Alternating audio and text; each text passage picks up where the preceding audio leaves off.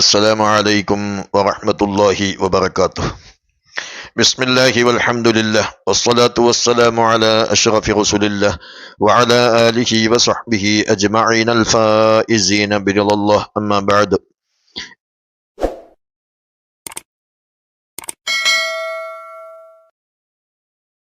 ഏറ്റവും സ്നേഹം നിറഞ്ഞ സുഹൃത്തുക്കളെ, ശബ്ദം ശ്രവിക്കുന്ന സഹോദരന്മാരെ, സഹോദരിമാരെ, നമ്മുടെ ചാനലിൽ കൂടെ ആത്മീയമായ ദിക്റുകള്, ദുആകള്, അതുപോലെ അമ്പിയാക്കളുടെ, ഔലിയാക്കളുടെ ചരിത്ര കഥകള്, ഇതൊക്കെയാണ് നാം പറയാറുള്ളത്.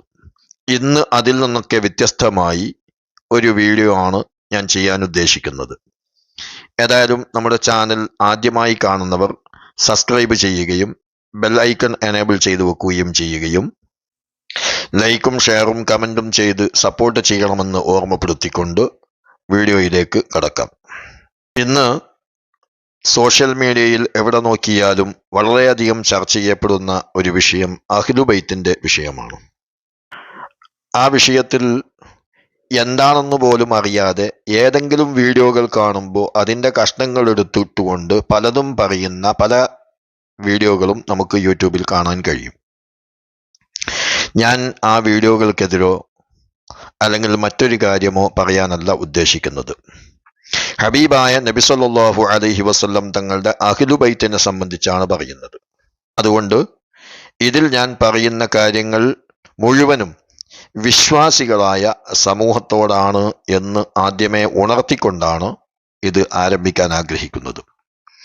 അമുസ്ലിങ്ങളായ ആളുകൾ വരെ നമ്മുടെ ഈ പലരുടെയും വീഡിയോകളും മറ്റും കണ്ടുകൊണ്ട് ഇത്തരം വീഡിയോസുകൾ ഇടുന്നത് നമുക്ക് കാണാൻ കഴിയും. അതുകൊണ്ട് വിശ്വാസി സമൂഹത്തോടാണ് ഞാൻ ഈ കാര്യങ്ങൾ സൂചിപ്പിക്കുന്നത്. ലോക നേതാവായ പ്രവാചകർ സല്ലല്ലാഹു അലൈഹി വസല്ലം തങ്ങളുടെ ആല് എന്ന് പറഞ്ഞാൽ കുടുംബം. ആ കുടുംബം എന്നുള്ളത് ഹബീബായ നബി സല്ലല്ലാഹു അലൈഹി വസല്ലം തങ്ങളുടെ സന്താന പരമ്പരയാണ് എന്ന് പോലും അറിയാത്ത ചില മുസ്ലിം നാമധാരികളും ഉണ്ട് എന്ന് നമുക്ക് ചില വീഡിയോകൾ കാണുമ്പോൾ മനസ്സിലാക്കാം. അത് എന്താണെന്ന് വഴിയെ ഞാൻ പറയും ഇൻഷാ അല്ലാഹ്. പ്രവാചകർ സല്ലല്ലാഹു അലൈഹി വസല്ലം തങ്ങൾക്ക് അവിടുത്തെ കുടുംബത്തോടുള്ള സ്നേഹവും ബഹുമാനവും തുല്യതയില്ലാത്തതാണ്.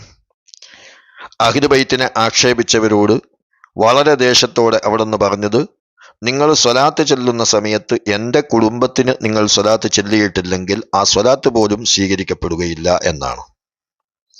ഒരു വിശ്വാസി പൂർണ്ണ വിശ്വാസിയാവണമെങ്കിൽ അവൻ്റെ ശരീരത്തെക്കാളും എന്നെ സ്നേഹിക്കണമെന്നും അവൻ്റെ കുടുംബത്തെക്കാളും എൻ്റെ കുടുംബത്തിനെ പ്രിയം വെക്കണമെന്നും എൻ്റെ അഹ്ലുബൈത്തിനോട് ദേഷ്യത്തോടെ പെരുമാറുന്ന ഒരാൾക്കും എൻ്റെ ശഫാഅത്ത് ലഭിക്കുകയും ഇല്ല എന്നും പറഞ്ഞ പ്രവാചകർ സല്ലല്ലാഹു അലൈഹി വസല്ലം ഖുർആൻ പേരെടുത്ത് ആക്ഷേപിച്ച അബൂലഹബിന്റെ മകൾ, അബൂലഹബ് നരകത്തിലാണെന്ന് എല്ലാവർക്കും അറിയാം.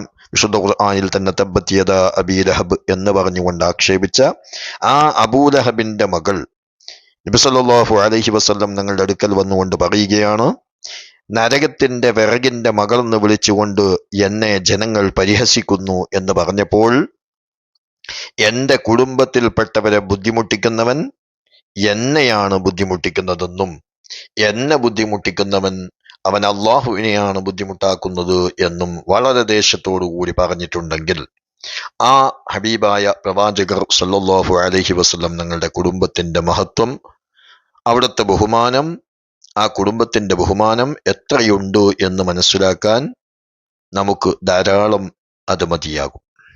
ഇനി ഇന്ന് നൂറെ ഹബീബ് ആറ്റക്കോയ തങ്ങൾ എന്ന സയ്യിദ് അവറുകളെ കുറിച്ച്, അദ്ദേഹം ആരാണെന്നോ എങ്ങനെയുള്ള വ്യക്തിയാണെന്നോ ഒന്നും എനിക്കറിയില്ലെങ്കിലും അഹ്ലുബൈത്ത് എന്ന നിലക്ക് അദ്ദേഹത്തെക്കുറിച്ച് വളരെ മോശം പരാമർശങ്ങൾ നടത്തിയിട്ടുള്ള സയ്യിദ് കുടുംബത്തിൽപ്പെട്ട ഒരു സയ്യിദിനോട് തന്നെ വളരെ വിനയത്തോടുകൂടി ഒന്ന് രണ്ട് കാര്യങ്ങൾ ആദ്യമേ ഓർമ്മപ്പെടുത്തുകയാണ്. അങ്ങയെയും ആറ്റക്കോയ തങ്ങളെയും എനിക്ക് നേരിട്ടോ മറ്റൊരു നിലക്കോ ഒരു ബന്ധവുമില്ല എങ്കിലും അങ്ങയുടെ പിതാവിൻ്റെ ശിഷ്യൻ കൂടെയായ ഒരു സയ്യിദിനെ പറ്റി, സയ്യിദാണെന്ന് നിങ്ങൾ തന്നെ പറഞ്ഞ വാക്കിൽ അറിയാൻ കഴിഞ്ഞു. അപ്പൊ ആ ഒരു സയ്യിദിനെ പറ്റി അങ്ങ് പറയുമ്പോൾ അങ്ങയുടെ ഉപ്പാപ്പ കൂടിയായ പ്രവാചകർ സല്ലല്ലാഹു അലൈഹി വസല്ലമ തങ്ങളെ എത്രമാത്രം ബുദ്ധിമുട്ടിച്ചിട്ടുണ്ടാകും എന്ന് അങ്ങ് ചിന്തിക്കണമായിരുന്നു. അങ്ങ് വളരെ മോശപ്പെട്ട പല വാക്കുകളും തങ്ങളെ സംബന്ധിച്ച് ഉപയോഗപ്പെടുത്തിയിട്ടുണ്ട്.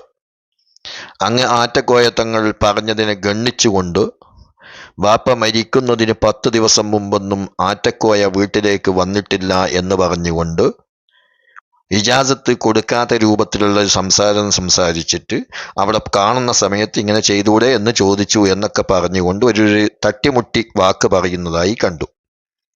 ഏതായാലും അതേ വാക്ക് തന്നെയാണ് ആറ്റക്കോയ തങ്ങളും പറഞ്ഞിട്ടുള്ളത്. ഞാൻ ജോലി ചെയ്ത് വരുന്ന സമയത്ത് തങ്ങൾ എനിക്ക് പഠിപ്പിച്ച എൻ്റെ ഗുരുവായ തങ്ങൾ ആ വഴിക്കെവിടെയോ പോകുമ്പോൾ എൻ്റെ അടുത്ത് വരികയും ഞാനിങ്ങനെ ജോലി ചെയ്ത് കഷ്ടപ്പെടുന്നത് കണ്ടപ്പോൾ എന്നോട് ഞാൻ പഠിപ്പിച്ചു തന്ന ജീവിക്കാനുള്ള മാർഗമുണ്ടല്ലോ, അത് ചെയ്യണം, അത് ചെയ്തോ എന്ന് പറഞ്ഞ് ഇജാസത്ത് തന്നു എന്ന് തന്നെയാണ് തങ്ങളും പറഞ്ഞിട്ടുള്ളത്. അതിനെ വെച്ചുകൊണ്ട് അതും തങ്ങൾ പറഞ്ഞത് കളവാണ് എന്ന് വരുത്തി തീർക്കാൻ അങ്ങ് പരിശ്രമിക്കുന്നു. അതുപോലെ തന്നെ വഫാത്തായ അങ്ങയുടെ പിതാവ് കൊടുത്ത ഇജാസത്ത് കൊടുത്തിട്ടില്ല എന്ന് പറയാൻ തങ്ങൾക്ക് എന്താണ് അർഹതയുള്ളത്? അങ്ങനെ നിങ്ങൾ പറഞ്ഞതുകൊണ്ട് തങ്ങളുടെ വാപ്പ കൊടുത്ത ഇജാസത്ത് സയ്യിദ് ആറ്റക്കോയ തങ്ങളിൽ നിന്ന് നീങ്ങിപ്പോകുമോ, നഷ്ടപ്പെട്ടു പോകുമോ?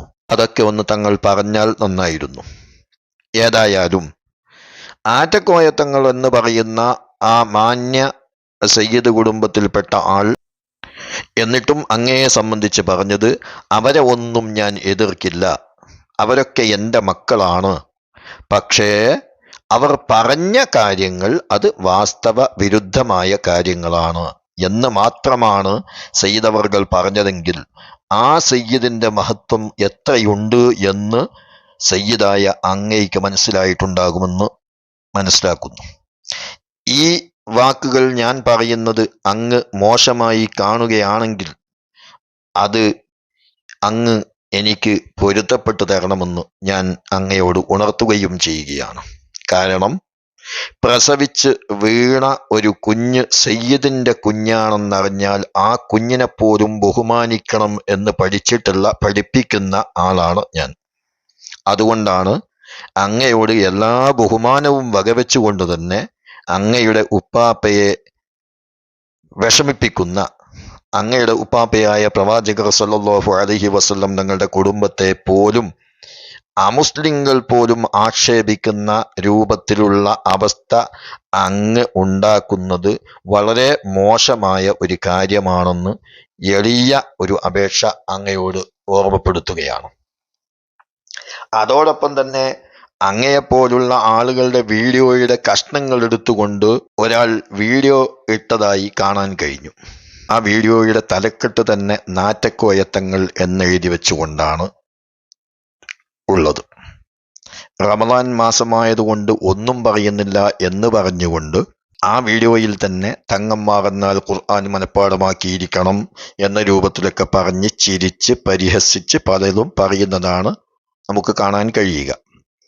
ഒരു അഹ്ലു ബൈത്തിനെ ഇത്രയും മോശമായി ചിത്രീകരിക്കുന്ന താങ്കൾ റമദാനിന്റെ മഹത്വം നോക്കിയിട്ട് ഒരു കാര്യവും ഉണ്ടെന്ന് തോന്നുന്നില്ല എന്ന് ഓർമ്മപ്പെടുത്തുകയാണ്. കാരണം ഹബീബായ നബി സല്ലല്ലാഹു അലൈഹി വസല്ലം തങ്ങൾ പഠിപ്പിച്ചത് മല്ലം യദഅ ഖൗല സൂരി വൽ അമല ബിഹി ഫലൈസ ലില്ലാഹി ഹാജത്തുൻ ഫീ അൻ യദഅ തുആമഹു വശറാബഹു എന്നാണ്. മോശമായ വാക്കുകളും പ്രവർത്തികളും ചെയ്യുന്നവൻ നോമ്പാണെന്ന് പറഞ്ഞുകൊണ്ട് ഭക്ഷണവും പാനീയവും ഉപേക്ഷിക്കേണ്ട ഒരാവശ്യവും അള്ളാഹുവിനില്ല എന്നാണ് അതിൻ്റെ അർത്ഥം.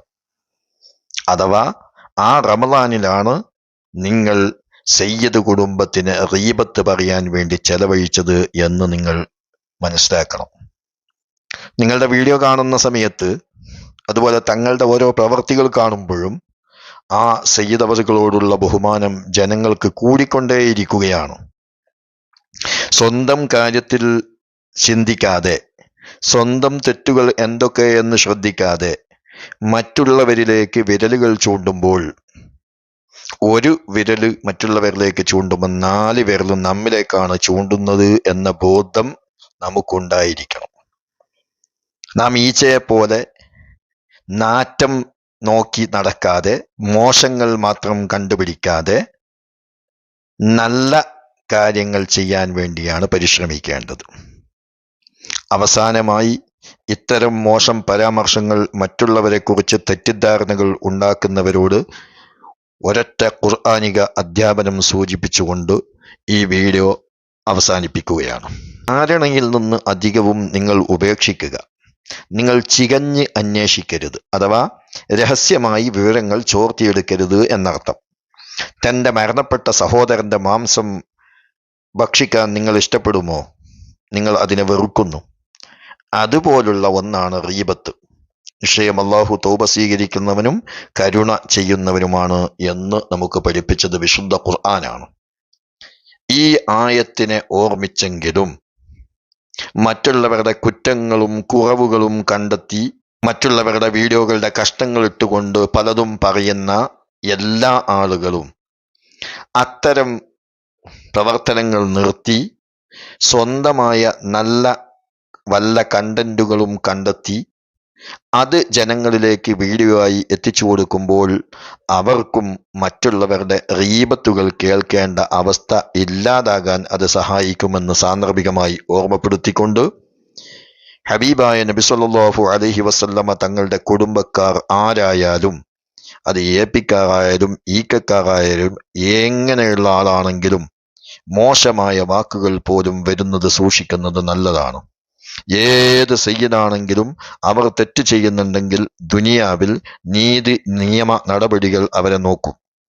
ആഖിറത്തിൽ റബ്ബിന്റെ കോടതിയിൽ അവർ നോക്കട്ടെ എന്ന് ചിന്തിച്ചുകൊണ്ട് നാം മാറി നിന്നാൽ നാളെ ഹബീബായ പ്രവാചകർ സല്ലല്ലാഹു അലൈഹി വസല്ലം നിങ്ങളുടെ ശഫാഅത്ത് ലഭിക്കാനെങ്കിലും ഗുണം ചെയ്യുമെന്ന് ഓർമ്മപ്പെടുത്തിക്കൊണ്ട് ഈ വീഡിയോ ആർക്കുമെതിരായി ചെയ്തതല്ല എന്ന് ഉണർത്തിക്കൊണ്ട്, പറഞ്ഞ വാക്കിൽ ഈ കേൾക്കുന്ന ആർക്കെങ്കിലും വല്ല പ്രയാസവും തോന്നിയിട്ടുണ്ടെങ്കിൽ, വിഷമം തോന്നിയിട്ടുണ്ടെങ്കിൽ അത് ക്ഷമിക്കണമെന്ന് ഓർമ്മപ്പെടുത്തിക്കൊണ്ട്, ഹബീബായ നബി സല്ലല്ലാഹു അലൈഹി വസല്ലമ തങ്ങളെയും കുടുംബത്തെയും അങ്ങേയറ്റം സ്നേഹിക്കാനുള്ള ഭാഗ്യം അല്ലാഹു നമുക്കും ബന്ധപ്പെട്ടവർക്കും നൽകുമാറാവട്ടെ. ആമീൻ എന്ന് ദുആ ചെയ്തുകൊണ്ട് അസ്സലാമു അലൈക്കും വറഹ്മത്തുള്ളാഹി വബറകാതുഹു.